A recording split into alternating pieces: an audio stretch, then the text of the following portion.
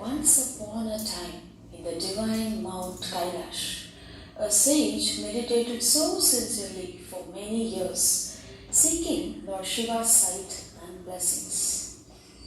Om Namah Shivaya. Om Namah Shivaya. Om Namah Shivaya. Seasons changed. Plants bloomed and grew in summer. Trees matured and started to drop leaves in autumn.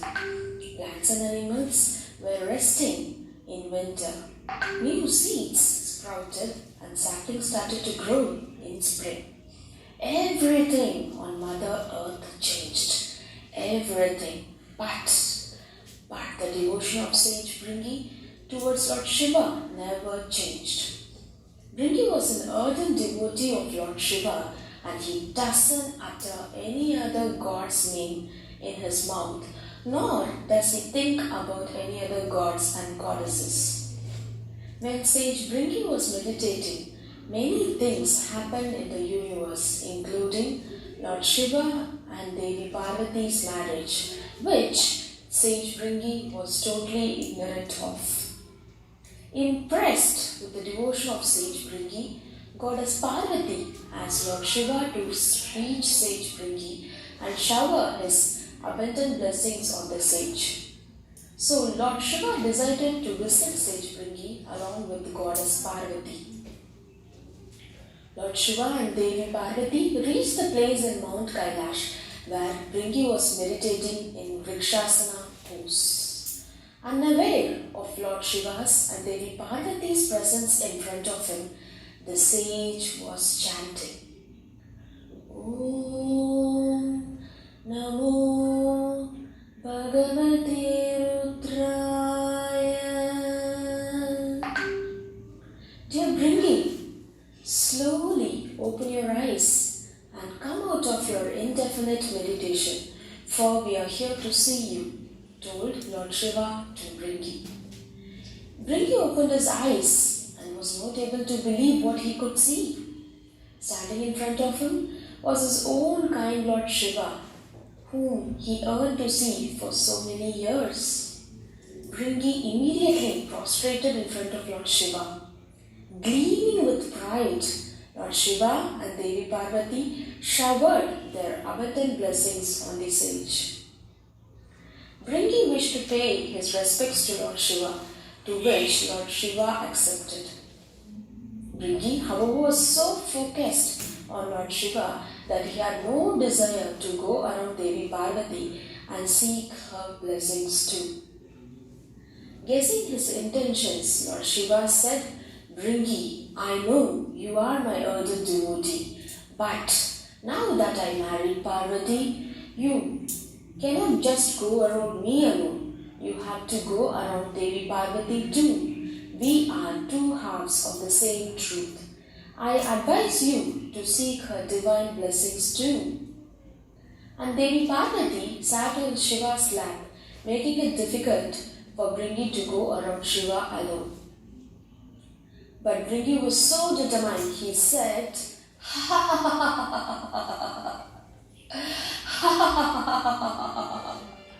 I cannot accept anyone else as an equivalent to my Lord Shiva.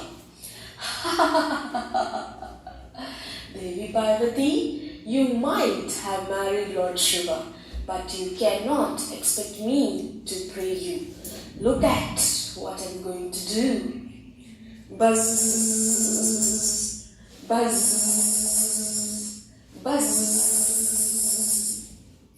Clever and quick, Bringi, he took the form of a bee and tried to go around Lord Shiva alone by slipping in between the two.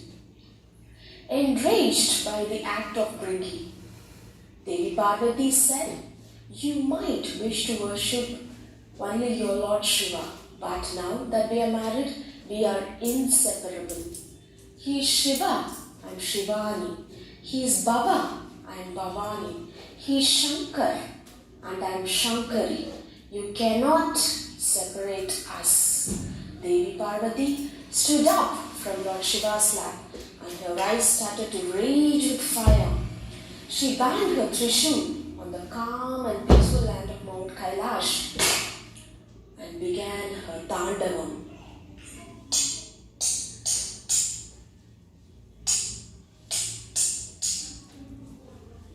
Aigiri Nandini Nandita Nidini Vishwavinodini Nandanute Varavinda Shirodini Vashini Vishnu Vilashini Jishnute Bhagavadi Eshiti Khanda Kudumbini Bhuri Kudumbini Bhuri Krute Mahishashuramardini Ramyakabardini Shailashute Ramyakabardini Shailashute Ramyakabardini Shailashute. Knowing the consequences of Devi Parvati's anger, Lord Shiva now started to speak. Devi, Bringi is ignorant of the very fact that there is a bit of man in every woman and a bit of woman in every man. They are equal to each other. That's the basis of this universe and life.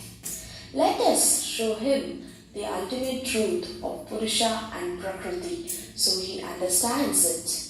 Shiva pleaded Devi Parvati with his kind eyes. Devi Parvati nodded her head in approval.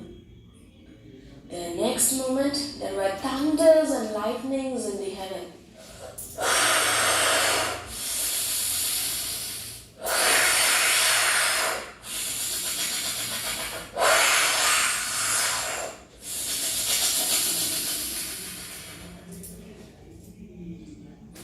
Everything in this world became still.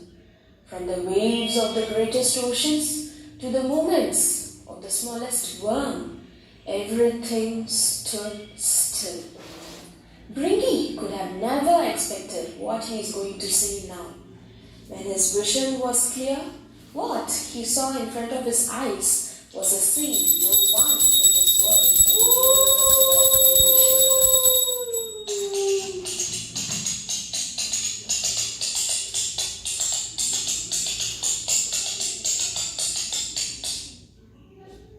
The Ardhanarishwar Rupa of Shiva and Parvati stood giant and tall in front of Bringi like a divine light.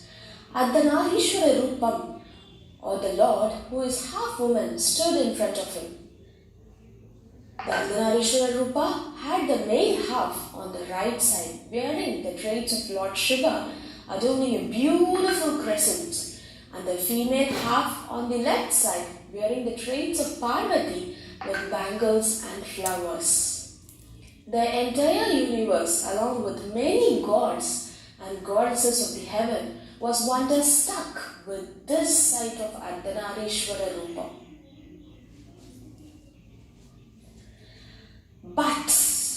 But Rishi Bringi was still adamant. He, in the form of a bee, wanted to make whole and find his way between the two. This annoyed Goddess Parvati so much. She said, "May Bringi lose all parts of the body that came from his mother." It is believed that the tough and rigid parts of the body, such as nerves and bones, comes from the father, while the soft and fluid parts of the body, such as flesh and blood, comes from the mother. Instantly, Bringi lost all flesh and blood. Bringi became a bag of bones. He collapsed on the floor, unable to get up. Champeya Gaurad Sharirakaya Karpura Gaurad Sharirakaya Jammilakaya Jajadataraya Namah Shivaya Namah Shivaya.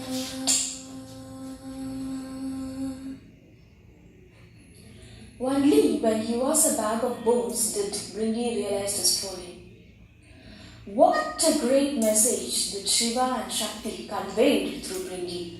Ardhanarishwar is a combination of three words, Ardha, Nari and Ishvara, meaning half woman Lord, which when combined means the Lord who is half a woman.